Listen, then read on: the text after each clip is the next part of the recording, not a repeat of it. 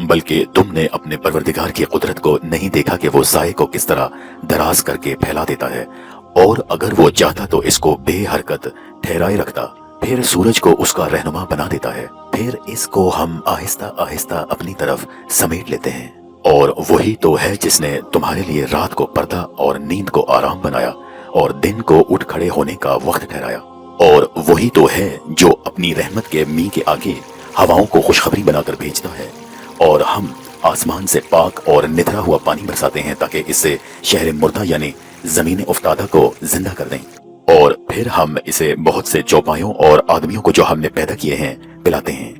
और हमने इस कुरान की आयतों को तरह तरह से लोगों में बयान किया ताकि नसीहत पकड़ें, मगर बहुत से लोगों ने इनकार के सिवा कबूल न किया।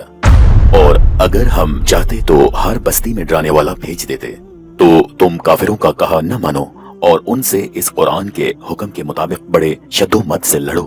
और वही तो है जिसने दो दरियाओं को मिला दिया, एक का पानी शीरी है प्यास बुझाने वाला और दूसरे का खारी छाती जलाने वाला, और इन दोनों के दरमियान एक आड़ और मजबूत ओट बना दी। और वही तो है जिसने पानी से आदमी पैदा किया, फिर उसको साहिब नस्ब और साहिब कराबत दामादी बनाया। और तुम्हारा परवरदिगार हर तरह की कुदरत रखता है, और ये लोग अल्लाह को छोड़कर ऐसी चीजों की परस्तिश करते हैं जो कि इनको कोई फायदा नहीं पहुंचा सकती और ना कोई जरर। और काफिर अपने परवरदिगार की मुखालफत में बड़ा जोर मारता है। और हमने ए मोहम्मद सल्लल्लाहु अलैहि वसल्लम तुमको सिर्फ खुशी और अजाब की खबर सुनाने को भेजा है। कह दो कि मैं तुमसे इस काम की उजरत नहीं मांगता। हाँ, जो शख्स चाहे अपने परवरदिगार की तरफ जाने का रास्ता अख्तियार करे और इस खुदाए जिंदा पर भरोसा रखो जो कभी नहीं मरेगा, और उसकी तारीफ के साथ तस्बीह करते रहो, और वो अपने बंदों के गुनाहों की खबर रखने को काफी है, जिसने आसमानों और जमीन को और जो कुछ इन दोनों के दरमियान है 6 दिन में पैदा किया, फिर अर्श पर जा ठहरा।